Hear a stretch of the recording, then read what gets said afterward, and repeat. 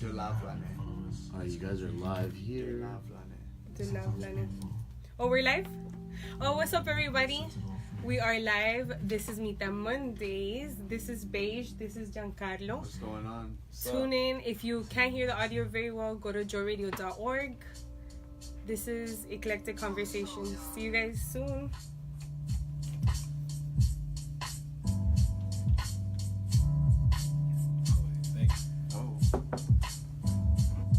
Is this my freestyle opportunity? Let's move out.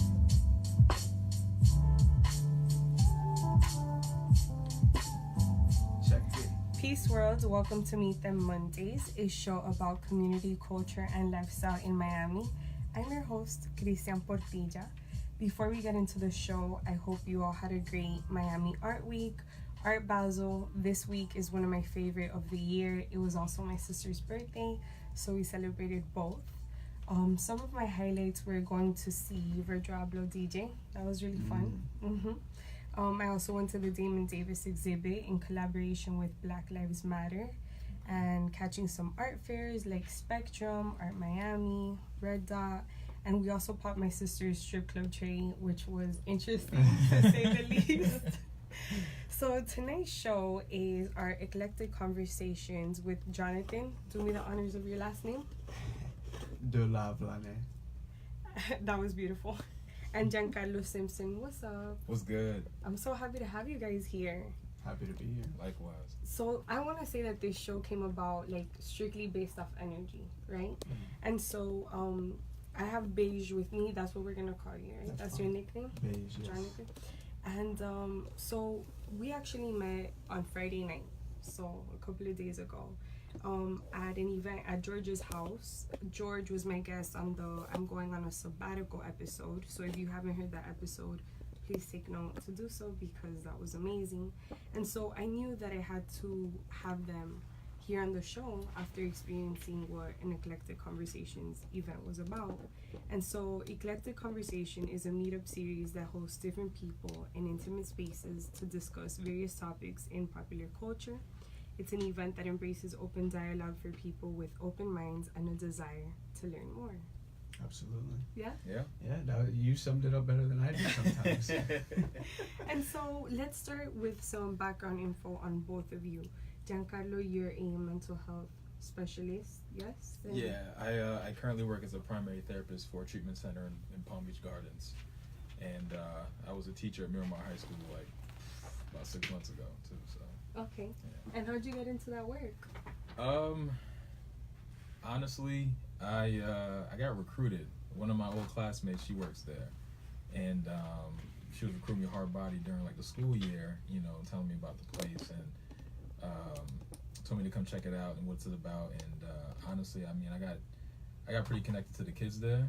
It was a very intimate like workspace environment. There's really not a lot of us as far as like therapists there, so we really built like a good foundation of like friendship and like connection. So everything she kind of preached actually came to light, and I trusted that. So decided to drive an hour to work and made the commitment. I could say it's been I've been very blessed and thankful to be a part of that these journeys with these kids. But man, that drive ain't no joke, man. For real. And so is that in tandem with your therapy work as well? Kinda. So I'm in the PhD program at Nova for marriage and family therapy. So Marriage and family therapy? Yeah. Okay. So the individual private clients that I usually have are usually families and couples and individuals. So I mean, I gravitate more on the private side to a lot of those clients, and then more on the clinical side, I work with youth that are have substance abuse or addictive behaviors. So I mean, it's not really the first choice, to be honest with you. I really never thought that I'll like what I'm doing in this profession, but it's a profession that I thought would help me diversify myself as a Black therapist. Okay. And I really wanted to have, you know, this experience in this way to kind of really market myself as really somebody that can do it all, to be honest with you. That's awesome. Yeah. Okay. And Beige, tell me a little bit more about the work that you're doing. You're an event producer and a public speaker. Yeah, so I went to school at FIU, Yep. Go Panthers. Yep. I went there too. The J school, yeah, of course. Wow, Hey. I had no idea. Yeah. Man, great minds in this room. Of course. So by chance, actually, because I did not want to do so many prerequisites, I hated chemistry. Somehow my major switched to recreation and sport management, and that led me to event planning along with my involvement on campus and organizations. Shout out CSA, FIU CSA. Yep. Wait, what's CSA? Caribbean Students Association. Okay. I was president of the org 2014, 2015. We did some big things there. Wait, you're Caribbean? I am. My father's of Haitian descent. Okay. Yeah. Mother's of Egyptian descent. Sister's Cuban. I'm a mutt. I'm a mighty mutt. Okay. So you were doing this like participation in school and heading like. Right. So producing events, managing them, networking, this whole social aspect of, I think, what Miami is becoming or has been in its infancy is pretty much what I'm involved in. I also came up through Toastmasters, an international public speaking organization. So I hone my public speaking skills on a daily basis. And that's something that I have turned into event hosting. And I'm actually hosting an event this Friday. So I'm really excited for that. What's the event about? The event is in collaboration with a young, talented artist from St. Lucia who lives down here in Miami by the name of Nkosi Art. And he is releasing his second photo book. He's a fine art specialist. He specializes in fine art. And his photo book release is called Birds Singing Lives.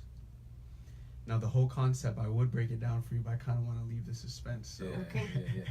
So the event is taking place actually in Wynwood this Friday at 7 p.m. and I will be hosting the event. And I can just tell you that there's no words really. He's just a talented individual. Okay. And the whole team that came together to put this show on, you know, we're in a good space with it. We're happy with where we're at, and we can't wait to put it on. So. If people want to attend or get more info, where could they go for that specific event? They could go to Nkosi Art on Instagram. You could go to, I believe, NkosiArtist.com. Nkosi Art really is the ideal place to go. Everyone goes to Instagram to find something nowadays. So. Yeah. Okay, cool. Yeah. So for anyone listening out there, they can definitely attend. Birds Singing Lives. Birds Singing Lives. Mm-hmm. Okay, awesome. And so I'm interested in knowing how you two met. Like, how did this collaboration, friendship, brotherhood come about? We met in a trash can. Dumpster diving.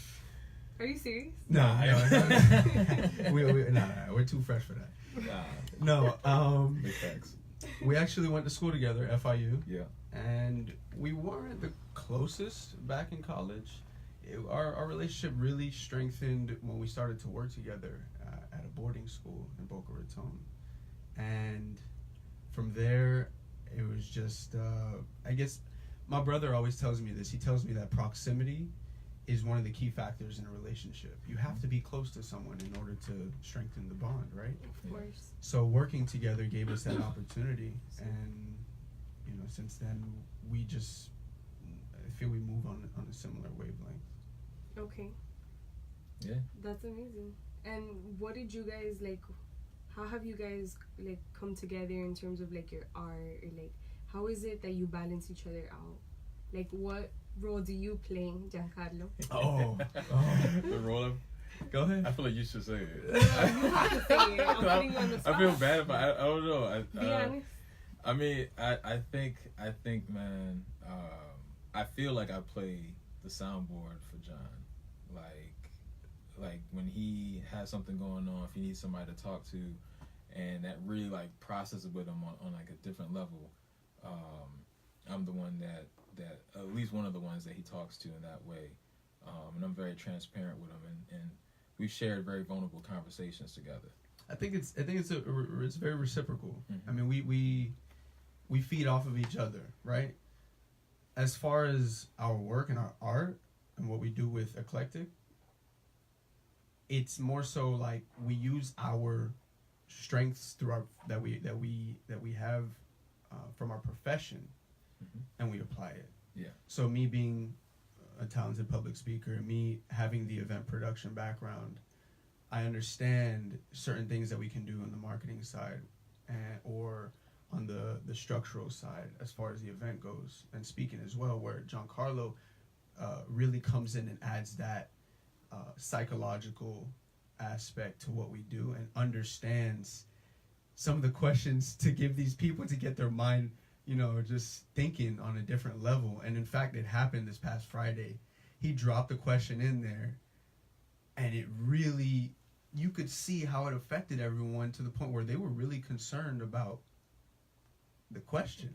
And you might I be. wish I would have known what question that was. I think you know exactly what question it was. We'll share it for you because it would be interesting go to ahead. see your reaction. So, do you remember exactly what the question was? Which one? The one about Avoiding Existential oh, crisis. the existential crisis one. Man. avoiding existential crisis. So everyone got on this.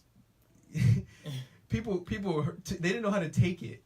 Existential crisis is for a human being is not knowing how to value their life, essentially. Yeah. And once people became aware of that, I shared what it was, and people became aware of, oh wow, someone here might be considering ending their life or doesn't value their life.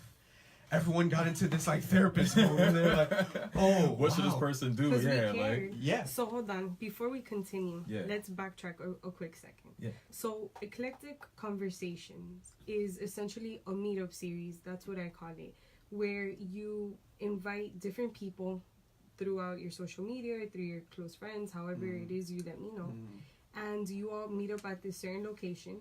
This time on Friday, it happened to be George's house. And Beyond Infinite Love. yeah, Beyond Beautiful on IG. And so the topics, basically, everyone has a piece of paper and a pen, and they're able to write down either a question or a topic that they would like to discuss among the group. Right. I want to say there was like maybe 20 of us, About 25. about about 25, yeah. And so we put these topics in a hat, and then in no particular order, because they're crumpled up, whatever person selects the topic gets it out of the hat. Yes. So we have 5 minutes as like a group to discuss, and if we want to extend the time, then we all vote on it and we continue talking about it. Right. Yep. And so we move along through different topics, and that's really what the series is about. But how did you guys, and I know it was inspired through a friend, how did the idea of having a conversation series like this come about? Take it away. So we had like an unofficial one at my crib one day. The crib is his house. Yeah. Not an actual venue. We're though. all millennials here. And it was, and honestly, man, it was a different group of people that was there. Completely different group of people. Like some people just came down to visit, and they came through with another friend, so they were just in our space, and we just had a conversation about a lot of different things. And I don't think we were using no hats or nothing. People were just talking. Right. And it was truly free flowing. And then it came to a conversation about race, and it was I felt like it was a very powerful conversation, because you heard different perspectives from a lot of different people about an issue that, for one person within that conversation, was uncomfortable about. And I was just watching literally just the process of everyone share their opinions and thoughts, and how it was respectively received, and then given feedback to in a way that wasn't like aggressive. It wasn't like It an wasn't argument. like an attack. Not at all. And even if it was polar opposite perspectives, it was still a respectful conversation. And to me, leaving that conversation, I felt like really enriched. Like I went to sleep feeling really good about the space that I was in, like the energy that was in my apartment, like that left. It was just a beautiful experience. And talked to John about like kind of making this a normal thing, and really working on structuring it into a format that we can make it, into something more. And then we had our first official one about a year and some change ago at Funky Buddha, and that's where we realized like this can be a thing that we There's can do. something here. There's something here for real. Yeah. Yeah, man. And I think where we see the value for it is there's a few aspects of how we see it. First, it feeds us intrinsically. Like, we enjoy doing this. Mm-hmm. And I think that is the most important part, because if we didn't, obviously we wouldn't be doing it. A lot of people, especially in the older generation, have been doing things for years, their job, that they don't enjoy. They've been doing it for years and they don't enjoy it. There's no intrinsic motivation from it. And I feel like our generation, the millennials, we are understanding that. And that's why we're trying to put ourselves in positions to do the things that we love. So that's first. Second, we saw that other people enjoy being a part of it because they have a platform. Mm-hmm. We give them a platform to voice however they feel, their perspective, their thoughts, their experiences. And that's where the true value is, because there are people who don't have that. There are people out here in the world that don't have that opportunity to tell us about how they were abused growing up. Mm-hmm. And or whatever it may be, or how they've been experiencing great success or challenges within their profession. Right? So we understood that. And then lastly, it's just in Miami, to me at least, there isn't a very diverse selection of events to go to. It's kind of turning into the same thing every weekend. And me coming from an event production background, I walk into these events and I make the most of it because that's just the type of person I am. However, I do see the redundancy, and that's something that I strive to try to change moving forward. But for us to put on something like this, it offers something fresh for people to come to and really stimulate their minds instead of going out and, experiencing the same thing every week. You know what I loved about the event? That nobody was on their phone.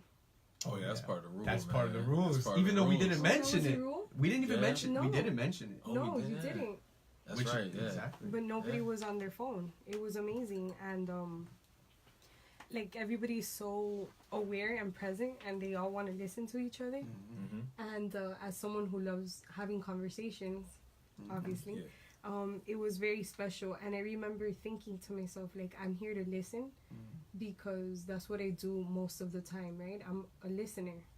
And so that night, when you put that question in there, which I didn't know was your question, like, I did kind of go into like I identified with that question, because for so long I wasn't sure, like, if I was going to be a journalist, if I was going to, like, fulfill this passion and this dream that I had. I was just going through life with this thing inside of me that I needed to get out, and I had no way. I didn't know how to do it, and so that was killing me inside. So when that question came up, I was like, I know exactly what this is talking about, And so what have been some of the most controversial topics that have been discussed at some of these events? Last week? I mean, last month. So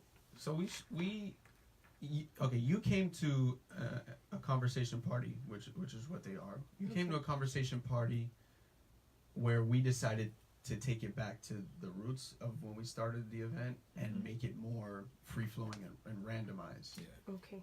People submit whatever topics they want, whatever questions that they had on their mind.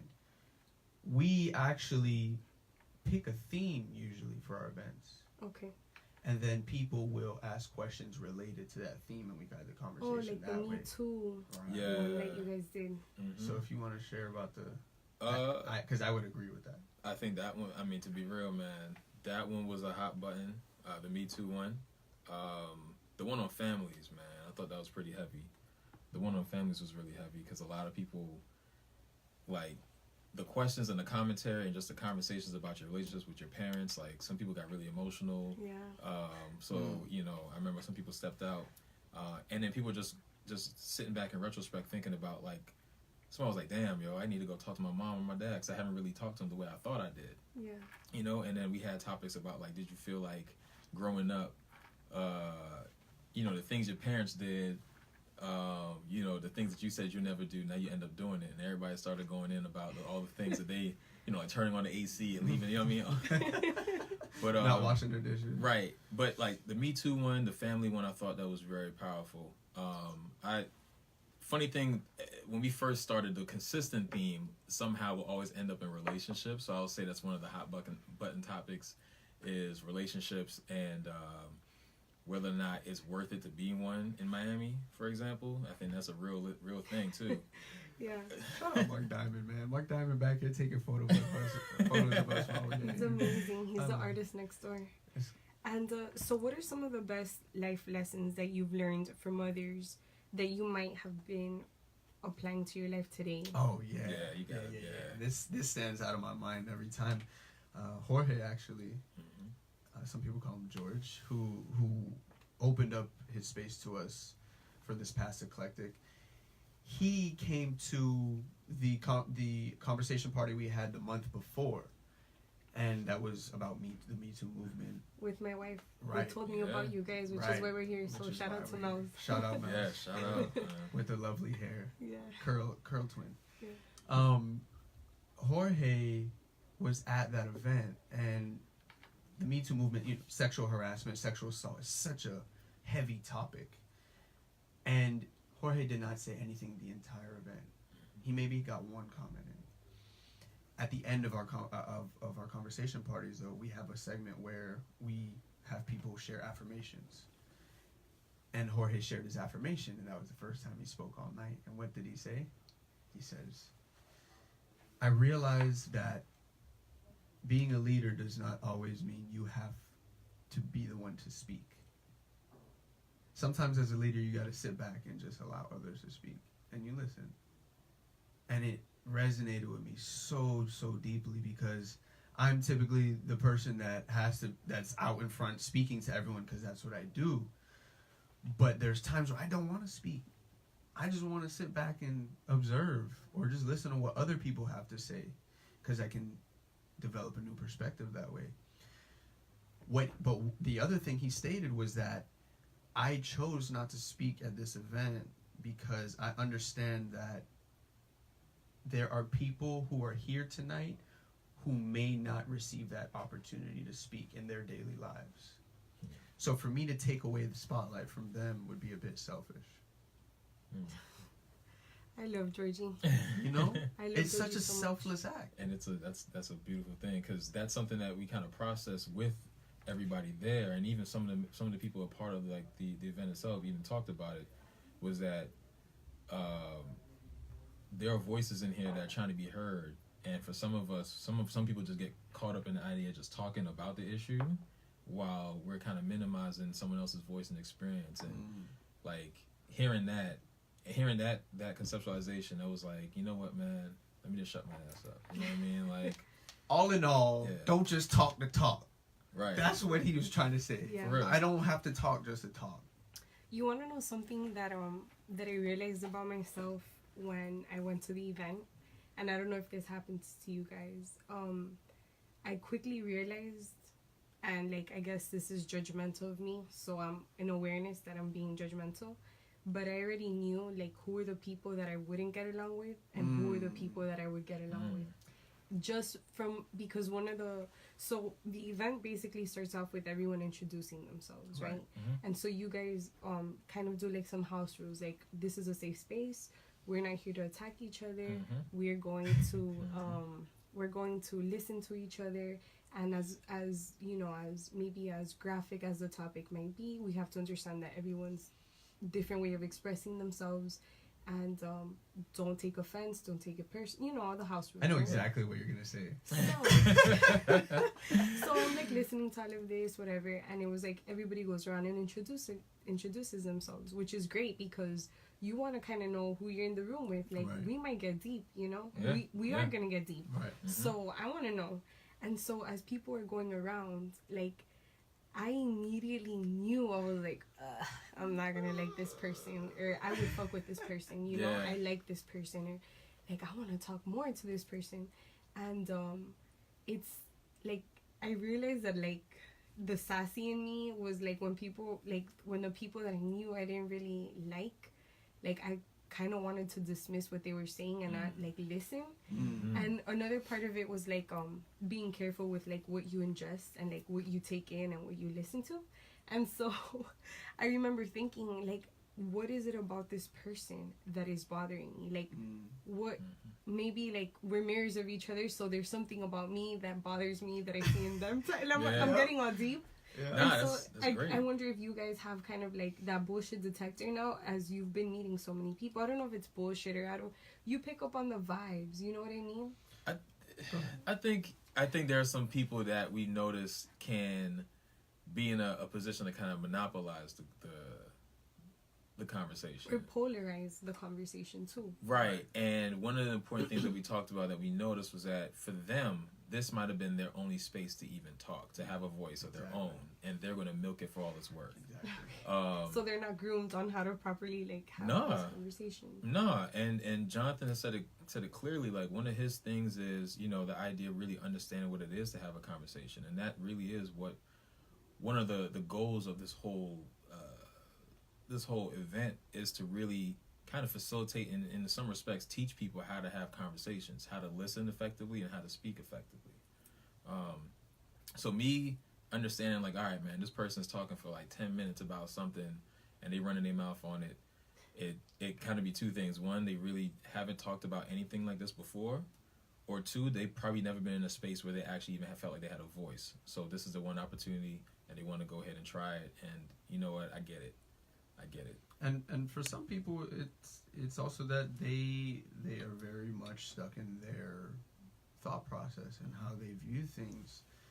And I just think at these events, what you're going to experience is an understanding of what it means to truly communicate with one another. And I think those type of people who are stuck in the way that they see things and who do polarize or pretty much take over the conversation, they're somewhat necessary. And the reason why I say that is because in your life, you're going to come across those people. Yeah. Mm-hmm. So you either avoid it or you learn how to interact with that person. Right. Yeah. Now for us, that's why this is such a difficult thing to do, and this is why I feel like we're successful, is because you have to understand when to intervene and when to let it ride. Yeah, it's like a fine dance. Yeah. Exactly. Mm-hmm. It's a I actually like how you said it. It's a dance of conversation. Yeah. You gotta like know when to step in and step out. Yeah. And I didn't think it was a time to step in, even though I felt what was going down. Sometimes I just like to observe and see if someone is going to Exactly. To counter. Oh yeah. to counter. And so you just gotta trust. You gotta trust the people that's around you as well. Because for me, I love the experiment of who the hell is going to like speak up. Like who's gonna say something else that I don't need to say right now. Like I don't gotta be that guy. Yeah, and the thing too was that, like, I knew that I was gonna say something because the topic was about something related to LGBT topics. Yes. And and that person was lucky. No, Okay, like, can I say something? Yeah. I've been wa- Go ahead, Joe. So, all right, so I wanted to reach out to you the night of or the day after because I felt there was a possibility that you left at that point because of the comments. And I told him, you can ask him. I told him. Yeah. So whether it was or whether it was not, that's not really the point. I wanted to make sure that you were Okay. okay. Yeah. No, and totally. And at that point, I was like, you know what? I'm just gonna go.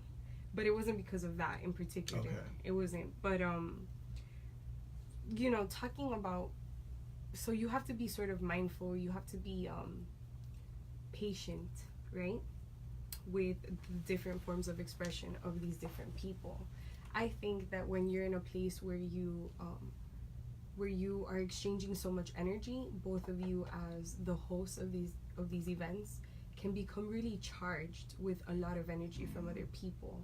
I like to know, how do you decompress and kind of like get rid of some of that energy, so you don't like walk around with it on the daily or yeah.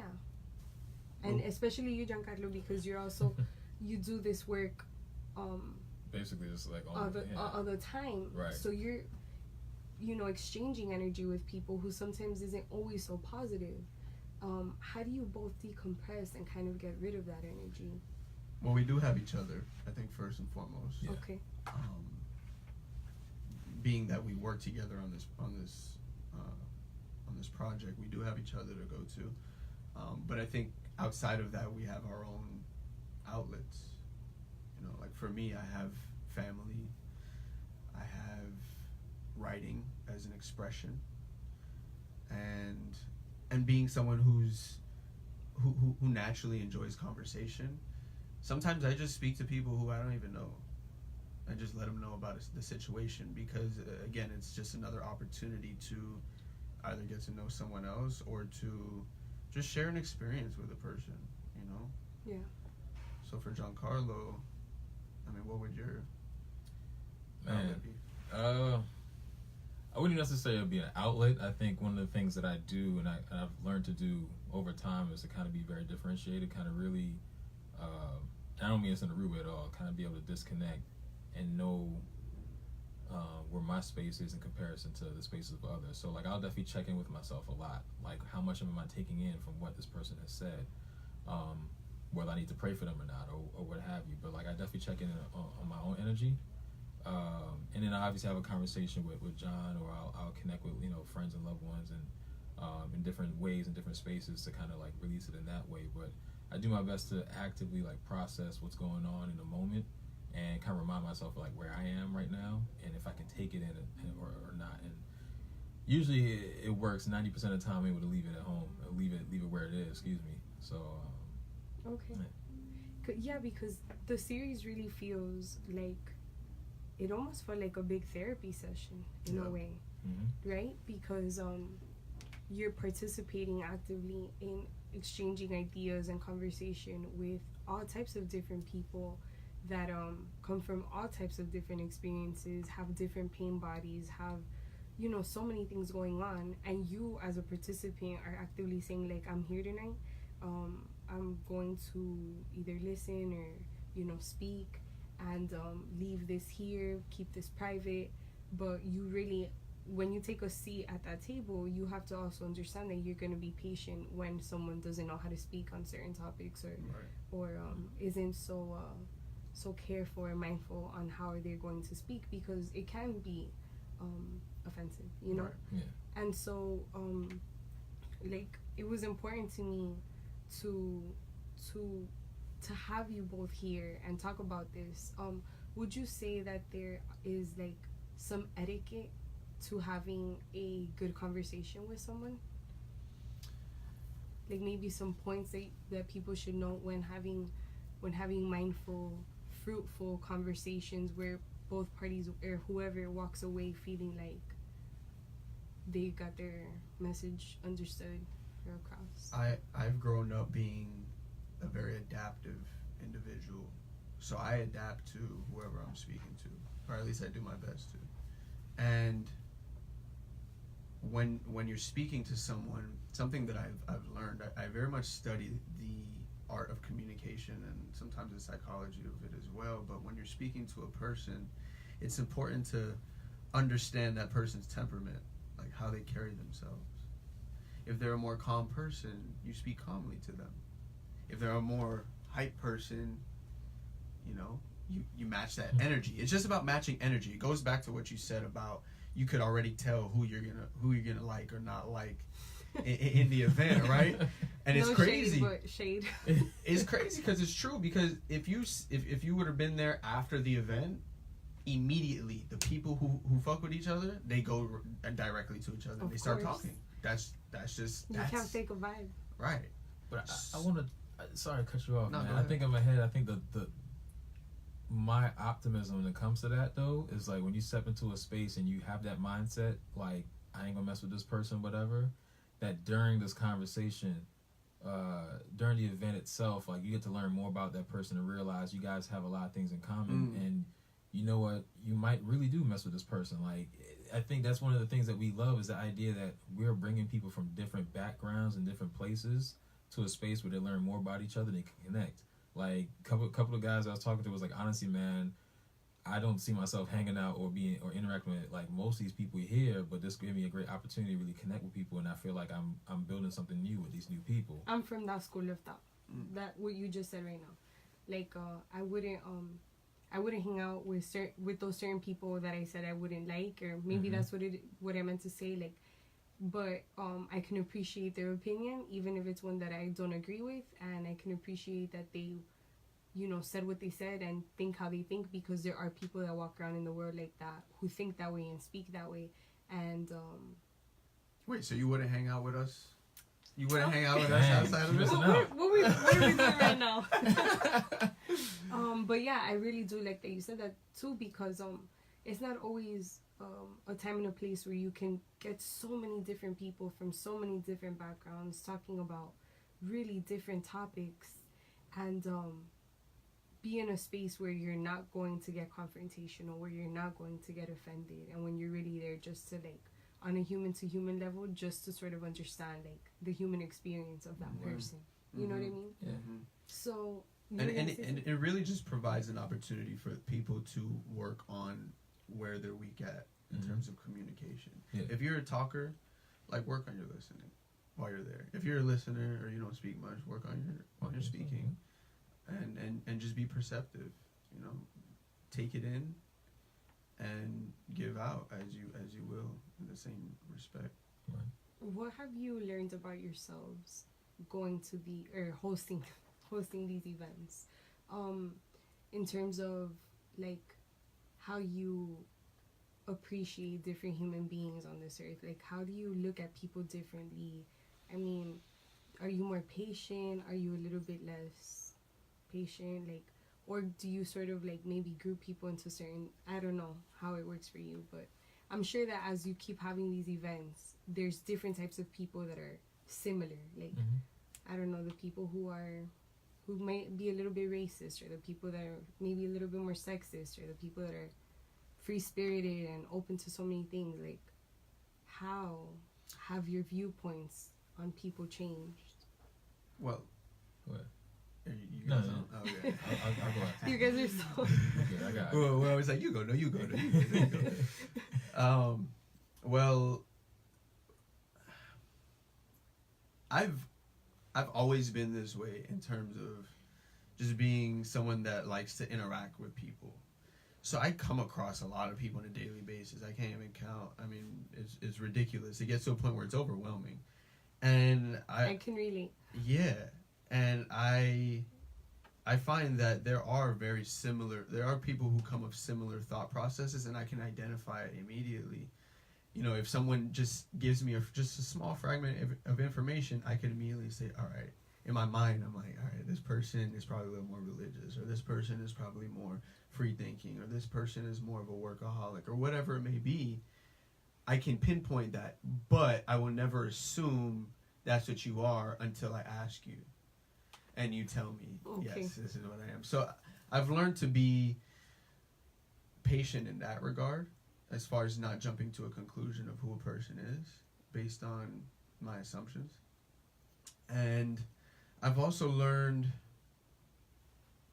I've learned that less is more sometimes. When speaking? When in anything. Okay. So, you know, sometimes less is more in speaking, in the amount of people that we have in our events. Like, we don't go for numbers. That's not the goal. The goal is the impact.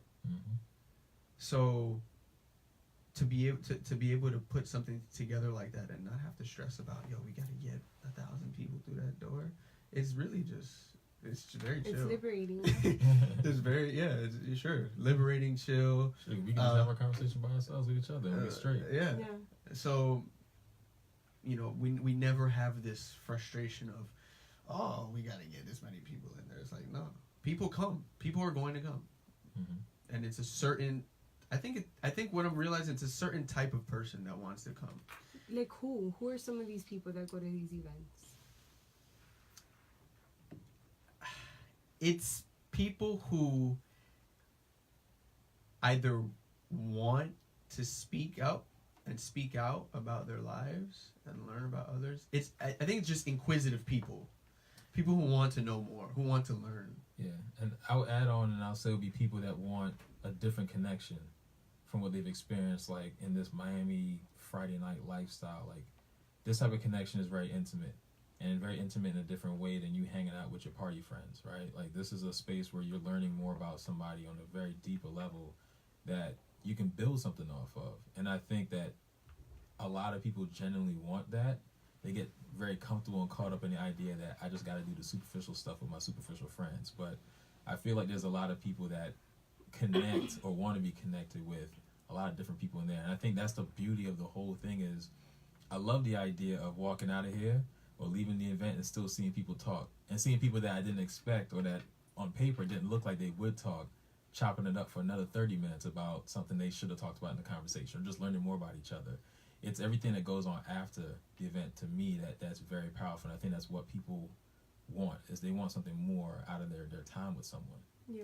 You know what it is? It's the club without the pressure of having to look your best and buy someone a drink and pay for cover and it's and we don't do that here. well, true, that's true. And it's also it's a networking event without having to network. Yep. Speak about your job or your profession. You can just avoid the small talk. But you guys keep mentioning like Miami or how Miami is a certain way, or like what is it that you guys think about our city, like, and the people here and the conversations that are had or that are not had, like, because I'm kind of getting the vibe that maybe you guys think that Miami can be superficial and that you don't find these type of conversations that often. Well, I would say South Florida. To correct that, I would say South Florida. Okay. And I will not say that it's as a whole it's superficial. I'm born and raised here. Me too. And I know there are very genuine individuals in this area. Some of the realest, honestly. But I do know that that there's the pressure of having to be on this scene. It's a scene. The popularity scene. Yeah, it's a scene that people feel like they kind of have to be on because everyone else is doing it. And yes. And that's never been me.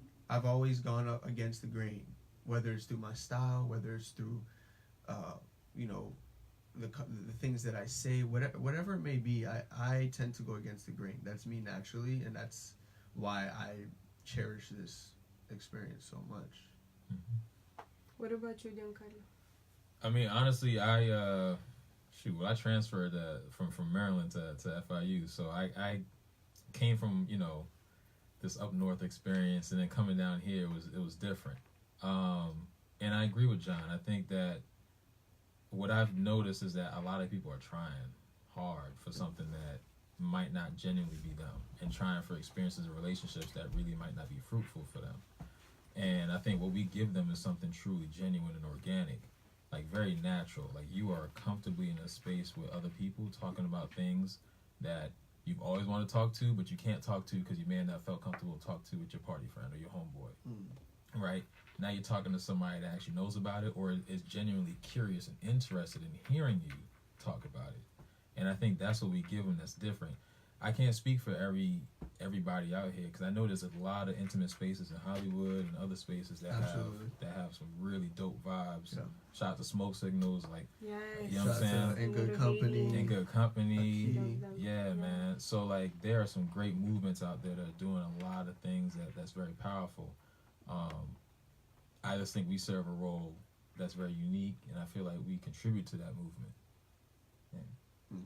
I don't know if there's a psychology behind this, but there's something very safe, or I don't know what the word is, but when you speak to someone who doesn't know you, or doesn't know your friends, or doesn't know your life, or doesn't even know you on Instagram, like that you just randomly have a moment with them and you're able to kind of exchange that energy and have that conversation. I think that aspect too, even though granted when you attend these events you might know each other, right? There's people there that know each other, but for me, I didn't know anyone at your last event, you know? Except, you know, well, Yeah, I did know some people, but Yeah. the rest of the people that were there engaging in this conversation. And I think that space gives people an opportunity to really speak what they're going to say because nobody knows them. Right. What do you think about that? They got nothing to lose. I think that's what I was thinking about when you were talking about just now is that you walk in here in an environment with new people. It's like, look, I'm gonna give you the raw me right now, and you finna take it or not. Like I don't have to feel like I have to do much more than just be myself, like my true authentic self. And if not, I just won't come back to the next one next month. Like, you know, I mean, I think that's what I've noticed is that sometimes there are people that are regulars, and then there are people that come in once every other month or so, and to keep it fresh for themselves or interacting with different people. But they have this idea, and I love it, where, you know what, man, I may not see you again, but at least I'm gonna let you know this is how I really feel. And I think it comes from a place of genuineness. I think it also comes from a place of fearlessness because it's like I don't have to worry about being judged. Like if I'm around my friends and peers, they know a lot about me, so they got a lot of ammo or just a lot of things that they know that might change their perception of me. And I just met you today, and this is what you're gonna get, you know. And if you have a disagreement or misunderstanding with it, it's fresh. We can actually communicate and talk about it in a different way that you can understand it. Yeah. So that's what I love about it. You were gonna add to that? Not really. I thought you were. So let's talk about the event itself, Eclectic Conversations. So how often are they happening right now? So they're happening once a month. We do them once a month, typically the third Friday. But we understand that, you know, there are certain times of the month that it doesn't allow for. It just falls on a date that's probably not the best time to have it. So we adjust it accordingly. But it's typically the third Friday of each month. We have been moving venues the last 2 months, and we may continue to do that. It's something that's in the works where we got to talk about it more. And we usually pick a very intimate environment where there's no distraction and people can focus on what's being said and what they're saying. What time? 7 p.m. usually lasts until about 11. Nice. Yeah. And that time goes by fast. It man. does. Well, I remember because when you were doing the house rules saying that we have 5 minutes for a topic, I thought, I was like, wait, 5 minutes? Like, how are we going to get anything done in 5 minutes? Right. Yeah. But You'd be surprised. yeah. And especially when it's extended, that extra 5 minutes counts for a lot.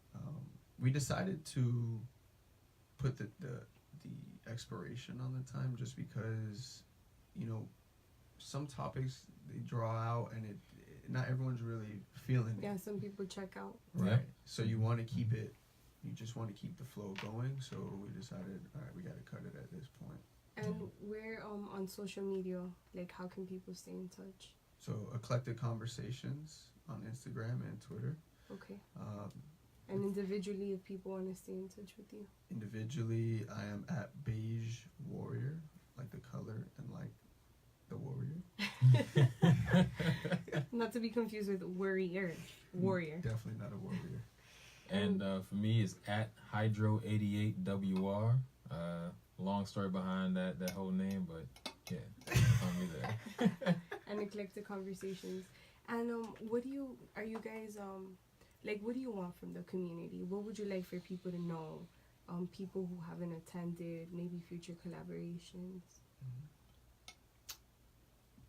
I'll let you go, man. I'm thinking. So, if there is anything I would like for our community to know, it's that we will be here. We will be here for you to come and either overcome that hurdle that you've been facing and opening up to people, or come and just experience other human beings, learn about the different types of communication that exist. There's not just verbal, there's nonverbal communication, and there's an energetic communication as well. Understand that those things exist and that they can be utilized to your advantage in your everyday life, and that sometimes you don't have to go out and party. You don't have to go out and spend a whole lot of money and like, you know, feel like empty-handed at the end of the night. You know, you didn't get that girl's number, that guy's number, or, you know, you still don't know how to dance, or whatever it may be. Like, just come out, be present, put your phone away, and actually talk to people. Mm-hmm. Hey man, you said it well, dog. I ain't gonna lie. I was like, damn, Do you think that as millennials, like now, I know people love to say this, that the art of the conversation is getting lost with our technology. Like, do you feel like as two young men who are also millennials, and who knew what it was like to not have this technology and now have it, and so you also have this sense of awareness of having a conversation. Do you ever stop and look around and think like, damn, our generation maybe is getting some of these things wrong? Yeah, man. All right, so I want to give kudos to those that find creative ways to communicate, period. I think we all find ways of communicating either through verbals and nonverbals. So I love the idea that someone can text, and if you could text a whole essay and someone can read it and respond with a whole essay, kudos to y'all. You know what I'm saying? Some people prefer to talk on the phone. I do feel that the idea of like direct face-to-face conversations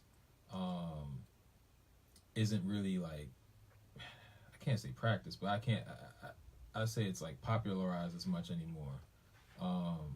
And you'll notice it. You'll notice how sometimes people talk, they won't give you eye contact. They'll probably be on their phone as they're talking to you. You know what I'm saying? Or they'll text you while they're about 2 feet away from you. Like, you know, there's a different type of power when it comes to having a conversation directly with someone. And I think for me, like, even working with clients, I'll do like family calls, for example. And there's just a different type of impact. Yeah, there's a complete different type of exchange that will happen from the phone to something that can be done in the room with somebody. And you're reading that emotion and you're processing that emotion like directly. Like if I hear somebody like crying on the phone, I can obviously, you know, process with them in that way. But seeing it and then kind of being with them on that particular level, I think is very, very powerful. So I think when we look at communication, I feel like we do a good job of trying to talk face to face. I think we're given a lot more options that might be very comfortable to people that don't feel comfortable speaking face to face. But I do think it's a practice that we got to get back to on a regular. I come from a very old-fashioned background. My mother raised me, and you know, I believe that you have to know about the history of anything if you're gonna truly innovate, right?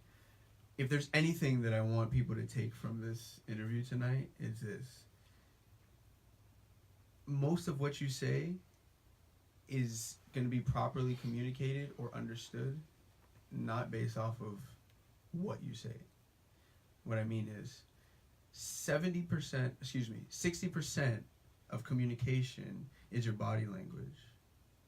30% is your tone, how you say it, and only 10% is what you say. So if you understand that, then you automatically will become a better communicator because you're going to start looking for the bulk, the meat of the communication, or excuse me, the veggies for the vegans. I literally just thought that. I'm like, what if you don't? My mother's vegetarian, so I got to shout out the vegetarians or the vegans. So understanding that, you'll now think to yourself, damn. It's not just about what you say. Some people go around saying things, but because of how they say it, they can't get their message across. It's not just what you're saying. It's how you say it, and it's how you look when you say it. So you could tell me, you know, wait, we're allowed to cuss on here, right? Of course. Okay, so you could tell me like, you know, fuck you, Jonathan. Or you could be like, Jonathan, fuck you. It's completely different. Yeah. Yep, and I said them both ways. Yeah. Exactly. It's completely different. Yeah. So once you understand that, you automatically will become, you know, you'll understand that there's more to it than just what you're saying. What advice would you give to someone out there who isn't a big conversator. Is that a word? Conversationalist? Converser? Hey, look, A hey, person All with- of those, I'm sure they all apply. Yeah. Communicator. If they're not on Wiki, they're on Urban Dictionary. Right, they're gonna be somewhere out there. Because of that confusion, I just say communicator. Yeah. I don't. Communication. What advice would you give to someone out there who maybe isn't a word person, but has a lot of feelings to communicate? What are some steps that they can take? I'll say trust in the 50-50, and I had to be reminded of that a bunch of times. Yeah. In this career, we get caught up sometimes in like the content of what someone's saying, and we forget about like the emotional process. We forget about the process in general, and we forget about ourselves. So like, people will tell you stories, and like you just get caught up in the story, but the whole time they're really trying to tell you something else. There's an underlying message, but it's just watered down by everything else that's going on, and it's a natural reaction to them. Like it's a defense mechanism for them to talk about it. But they probably come in here with the back of their mind, like I really want to open up about something, but instead I'm going to talk about all this nonsense to kind of distract you from really getting to what it is. And it's you being in a space where you can pick up on that and be aware of it, or if you feel it, like have a conversation with yourself and then reflect it back to them and say, hey, look, man, you hit me up about something, and I don't feel like this is what it's really about. You know what I'm saying? Mm-hmm. And then what's really going on with you? And you kind of chip away at it a little bit, and eventually, hopefully, they'll probably get to a space where they talk about what they want. Now, you know, what they want might not coincide with like actually getting it, because they might be terrified about actually getting what they want, but that's really you know, not for you to really like process with them at that point. I think it's more so important for you to be aware that